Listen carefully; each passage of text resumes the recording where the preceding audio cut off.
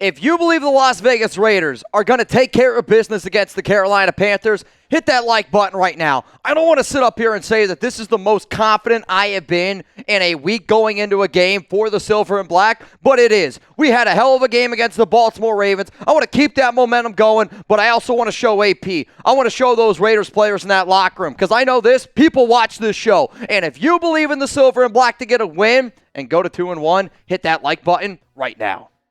Raider Nation, what's going on? It's Mitchell Renz here, host of the Raiders Report. Today's show is presented by Panda Sups. We're going to get into our preview here against Carolina. I'm going to get into the keys to victory and tell you why I believe that this team is going to come away with a dub. But I also got to tell you this. You got to go to pandasups.com. Code Raiders, 20% off. We're talking about some of the best protein out there. I got my water bottle right here. Panda Sups has been a long-time sponsor for 4 years. It's owned and operated by Raiders fans, so go support your own. Let's look at this Week 3 matchup. You got the 0-2 Carolina Panthers, the team that, quite frankly, I think is the worst team in the National Football League, up against the 1-1 Raiders, but we got to know this. You got to know that you can't walk into any game. You can't sleepwalk into any game and expect to come away with a win, or else you're going to get hit in the nuts and you're going to end up losing. If you lose to Carolina at home, it's going to be a major meltdown for me and a lot of people out there. So we're going to be talking about the Week 3 odds here in this game. We're going to get into some of those keys to victory, and then I'm going to look at some players that I believe are under the radar that I'm hoping make a big impact this week against Carolina. The odds the last time that I checked, which I've seen 5.5, I've seen 7, I've seen 5 points. The Raiders are home favorites, and the over-under this one is 38. Vegas doesn't expect a lot of points, but you know what? If I'm AP, I'm trying to put up 30 this week. I'm trying to show everybody. I'm trying to shut up this guy on YouTube that's got a shitty mustache and a worse haircut right now. He's probably wearing a Raiders jersey that says 80. You know why? Because I don't want to talk about how bad the offensive line is anymore. I don't want to hear the Gardner Minshew problem, the Luke Getsy problem. I want the Raiders to shut me up. I want the Raiders to go out there and do their thing and put up a 40 burger. Here's your opportunity, though, to predict the score. Who do you think's winning, and how much do you have them winning by? Las Vegas Raiders up against the Carolina Panthers. My prediction's going to be at the end of today's show, so keep that in mind. Also, I have the Chat Sports crew and all of their predictions on today's show. The one picture I always get sent on IG and Twitter at Mitchell Renz 365, especially last week, was the picture of everybody picked the Baltimore Ravens to beat the Raiders. So I asked 10 people here at Chat Sports, give me your predictions in this game. Coming up next here on the show, let's get into the keys to victory against Carolina. I got 5 big keys that if the Silver and Black do these things, we're going to come away with a just win, baby. The first one is you play to win the game. I don't want to see a 4th-and-1 call like AP had at the 43 and he punted it away. I don't want to see conservative play calling where we're afraid to lose the game. And the NFL and life in general, I think if you take a back seat and you just try to cruise along and not have anything bad happen, bad shit happens. You know what you got to do? Sometimes you got to wake up every morning. You got to have a mindset that I'm going to go out there and I'm going to tackle the day. The Raiders are the better football team. Guess what? Conservative offenses, it stinks. The Raiders need to go out there. You need to chuck the ball down the field. You need to play like you're losing by 13 points. You need to play like you're losing by 10 points against the Baltimore Ravens. Let Gardner Minshew chuck it. I want to see Devontae Adams have 10-plus targets. I want to see Brock Bowers chuck the football. Gardner Minshew is showing me when you show him confidence, and if it takes Max Crosby to grab him by the jerseys and say, hey, man, you're the guy here. I want to see the Washington State quarterback. That's the guy that we want. Then somebody needs to do it every week, because the quarterback that I saw in that fourth quarter was a top 15 QB. If his name was Trevor Lawrence, people would be like, oh, my God, he's worth the money. Gardner Minshew right now is better than Trevor Lawrence, and I'm not afraid to say it. Let him chuck the rock. Let's go to the next point here. Always take the points. In a game like this, I don't think Carolina is good enough to be able to score as often as what some people like. To me, I'm expecting the Raiders to hold Carolina under 14 points this week. And for the Raiders and Daniel Carlson, if you get down there, you kick the field goal, you take 3. Now, if it's like 4th and 1 and we're deciding with maybe like a 50-yard field goal and you got some momentum going, I'm okay with the idea of going for it. But what I don't want is 4th and 1 and a run play up the middle that is as vanilla as possible. If you're going to go for it on 4th down, then it better be a play that's in your bag that you would trust on a 2-point conversion. It's got to be one of your best plays because the Raiders right now are 0 for 2 on 4th down attempts, and they've been very, very vanilla play call. But in certain situations, if it's like 4th and 4 and you're like near the 20-yard line, if it's 4th and anything more than 1 yard, in my opinion, and it's a 40-yard field goal or less, I'm going to take the points against Carolina because I trust this Raiders defense, and I don't think Carolina is going to be able to hang with us for an entire game being able to get down the field. The Raiders are the better team. Let's act like it in this football game here. So last week, we said something as simple as sub for Raiders dubs. We had over 1,500 people subscribe to the Raiders Report. If you were one of those people, shout out to you. This is my mentality from here on out. If you believe that the Raiders are going to win, hit that subscribe button. I don't like being a superstitious person, but I promise you this, everything I've done this week is like, what did I do last week to help the Raiders get a win against Baltimore?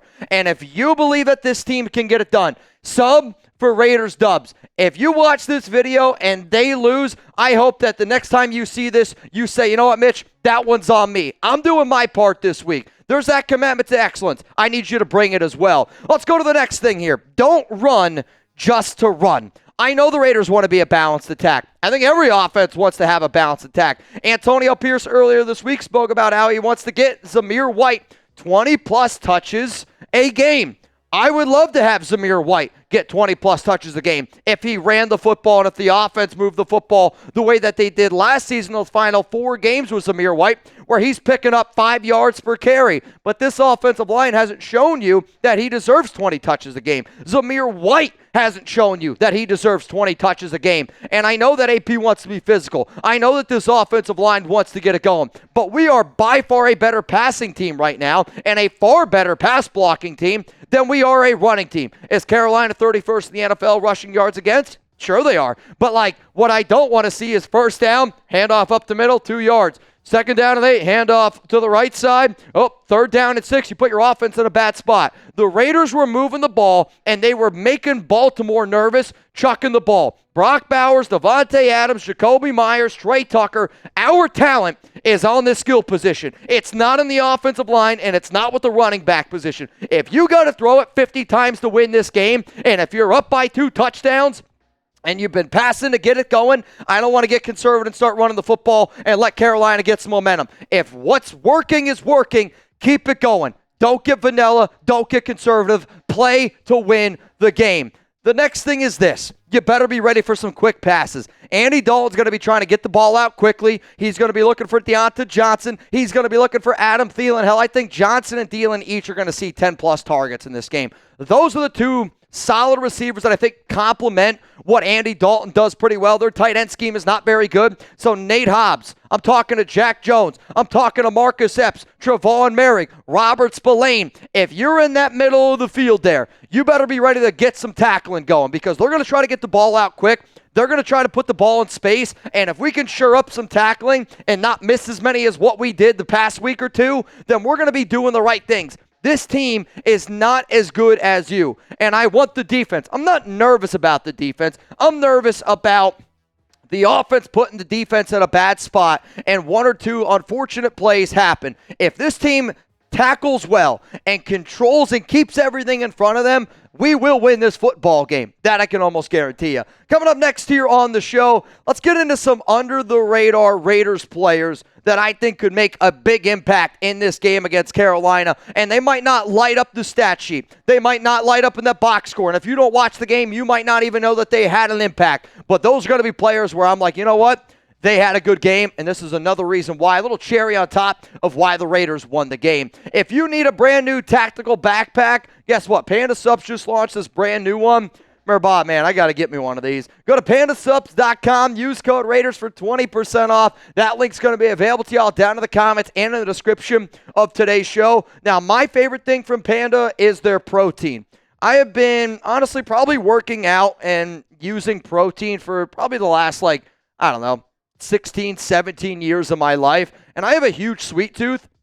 And this Panda protein is the best protein that I've ever had. I will admit, I like the campfire s'mores more with milk. Typically, I like to drink my protein with water just because it's a little healthier for me. And, sometimes I get a little bit of a bellyache if I have too much milk. But some of the other protein that Panda Supps has launched, this brand new ice cream cone, I almost feel like he made this because he hears me talking about Ninja Creamy as much. And I'm like, bro, you got to hook it up once in a while. I also try to work out in the morning, which is not always easy. Chuck, I don't know why. He's the most lovable dog in the morning. And before 7 o'clock, Chuck's like, do not get out of bed. Sometimes I literally got to take a scoop of that pre-workout, and then it helps me get up, get my day started. But I love all Panda Supps products. They've been a sponsor here for a long time. Think about this. Panda would not be a sponsor if they didn't have good products for 4+ years. The nation has shown love to Panda. Panda continues to show love to the nation, and I want to keep that relationship going. PandaSupps.com, code Raiders, 20% off. Let's go to some under-the-radar Raiders players against Carolina. The first one is Trey Tucker. I got to see more out of Trey Tucker, and I'm not putting blame on Tucker. I'm putting blame on Luke Getsy. Put the ball in this guy's hands. I want to see 1 or 2 throws of more than 40 yards down the field of Trey Tucker in this game. Because when you look at where Carolina has struggled, their safety play has really struggled this year, especially against the deep ball. Let's take some shots, throw the ball down the field. Worst case scenario, it's an incomplete pass, and I bet it's going to open up some of the underneath. It might even open up the running game. That's a crazy idea. Let's go to another player that's a little bit under the radar in some sense, but Ja'Cory Bennett deserves some love. Ja'Cory has had already a hell of a start to his sophomore season. It kind of reminds me of when Trevon Merrick, that first year with Patrick Graham, did not look very good, and the second year it clicked a little bit. It's starting to click right now with Ja'Cory. And if I'm a quarterback, I go, well, I don't want to throw to Nate Hobbs. Well, I don't really want to throw to Jack Jones. I guess I'll throw to Ja'Cory. Ja'Cory right now is playing with a lot of confidence, and that's a scary man right there with a lot of confidence. This secondary is low-key one of the best secondaries in the NFL. Ja'Cory Bennett deserves more flowers. So give me a name. I need one name here, and I want an under-the-radar player that you could see play well against Carolina. A player that, it's not a Max Crosby, it's not a Devontae Adams, it's not a Brock Bowers. Give me a name that you don't think anybody's going to put down there in the chat, that you think nobody's going to put down there. I'm going to be looking, and if you're right, you can expect a shout out. Let's go to Harrison Bryant here at the tight end position. I just want to see him implement a little bit more because I think he would open up the running game where I know that the Raiders talked about using Brock Bowers as a fullback where they could line him up in the slot, tight end, fullback. This is kind of the role I want to see Harrison Bryant play. If you start using a fullback in Harrison Bryant, helps out Zamir White, helps out your offensive line. It also will confuse the defense because there's sometimes Bryant can block like a fullback. He can also go out there and catch the football. I want to see Bryant used in that game. Even if he doesn't finish the game with a catch or two, I want to see him used in that role. Let's go to the linebacker position now. It's Luke Masterson. Now, at the time that I'm making this video, I don't have an injury update on Divine Diablo. I do know that he did not practice on Wednesday, and when Vine went down against Baltimore, Masterson ended up getting a little bit more run. I'd like to see a little bit more out of Tommy Eichenberg. I'd like to see him get some reps. I'd like to see Amari Gaynor get some work in this game. I mean, that's a North Carolina guy going up against Carolina team, maybe a little extra motivation. But Masterson and those underneath routes needs to show me that he could tackle more assuredly. He could go out there and he could cover. Carolina is going to do a lot of dinking and dunking, 5 to 10 yards. Masterson needs to just show that he can get the job done. The final player that I'm going to bring up here is this might be a little bit of a stretch, but you see that jersey Caleb Von Chasen's rocking? The Carolina Panthers signed him this offseason and then ended up releasing him. Quite frankly, I don't know if you can call it a revenge game for somebody who technically, never actually played for the team. But I know this. If I thought that somebody thought that I was good enough to get signed and then they just said, you know what, F that, I'm moving on, I don't want you anymore, I'm going to take that as a little bit of a chip on my shoulder. Janarius Robinson was not very good last week, and he got, I want to say, probably about 36 to 40 snaps. If I'm AP and I go, well, we signed this guy last week, he got, I want to say, 2 or 3 snaps the next week. If I'm AP, I'm going, if he can't get it done this week against this team, then what am I going to wait until week 16 against Jacksonville? I'm hoping Caleb Vaughn shows some of that spark, some of that juice that he does have because he's got talent. He's just got to put it together. And I want to see what he can do this week because if he can't do it this week, if he doesn't have a little bit of a chip on his shoulder this week, quite frankly, I don't know if he's ever going to get it. I'm challenging Caleb Vaughn Chasen. If Caleb Vaughn Chasen gets a sack in this game, I'm doing an extra jersey giveaway next week when the Raiders play the Cleveland Browns. I want to see it happen. Caleb Vaughn, let's get it done. Let's get the spark going. We need to see some more pressure there at the quarterback spot. Week 3 matchup again, Carolina on the road against the Las Vegas Raiders. I told y'all that I'd give my prediction in this game, and I'm going to give my prediction. I believe that the Raiders will win this football game 27-13. That was my prediction. So here's what I did. I asked the Chat Sports gang, who do you got, Raiders or Carolina? And there was a lot of different answers. It was 6 people for the Raiders, and then it was 4 people for Carolina. If you look up any of the names that took the Panthers, you can find them on Twitter if you just type in those names. And I'm going to challenge y'all. If the Raiders get a dub, when the Raiders get a dub, you go find Harrison Graham. You go find Jack Sparrow. You go find Pat Seatman. You go find them and you go, you were wrong, and I want the loudest Raiders that you can do. If you need help finding them, you know what? Take a screenshot of that, tag me on Twitter, tag me on IG. Let's get it viral. Let's get to 2-1 this week.